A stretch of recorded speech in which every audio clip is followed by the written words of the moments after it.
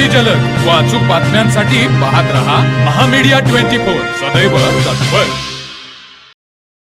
Radhanagari काळमवाडी backwater परिसरात पर्यटनासाठी आलेल्या 16 वर्षीय युवकाचा पाण्याचा अंदाज न आल्याने बुडून मृत्यू झाल्याची दुर्दैवी घटना घडली। मात्र या घटनेनंतर जिल्हा आपत्ती व्यवस्थापन पथकाने तातडीने कारवाई करत युवकाचा मृतदेह शोधून काढत उल्लेखनीय कामगिरी बजावली।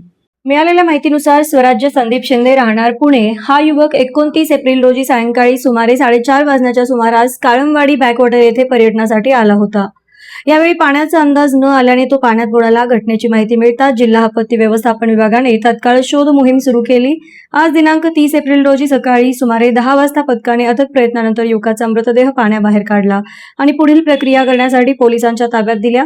या शोध मोहिमेत कृष्णात सोटे, शुभम काटकर, प्रीतम केसरकर, सुदेश चव्हाण, शैलेश हांडे, रोहन चौगुले, रोहित जाधव तसेच पोलीस सेवा संघटनेचे जवान शुभम माडगोद, आदिनाथ कांबळे, अविनाश सरापले व राधानगरी पोलीस यांनी मोलाची कामगिरी बजावली।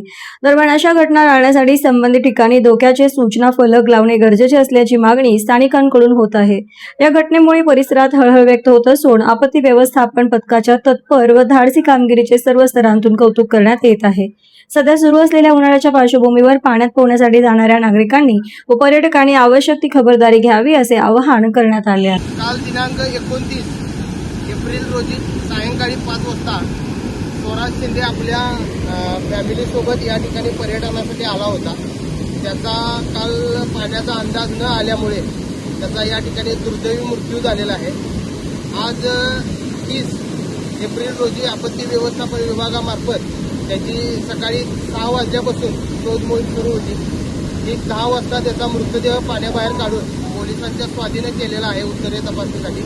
तरी सर्व नागरिकांना एक कळकळीची विनंती आहे की या ठिकाणी जे काळमवाडीचं बॅकवॉटरचं जे पाणी येतं कालव्याचं त्या ठिकाणी येण्यास सर्वांनी टाळावे ही जिल्हा प्रशासनामार्फत आपल्या सर्वांना एक आव्हान आहे।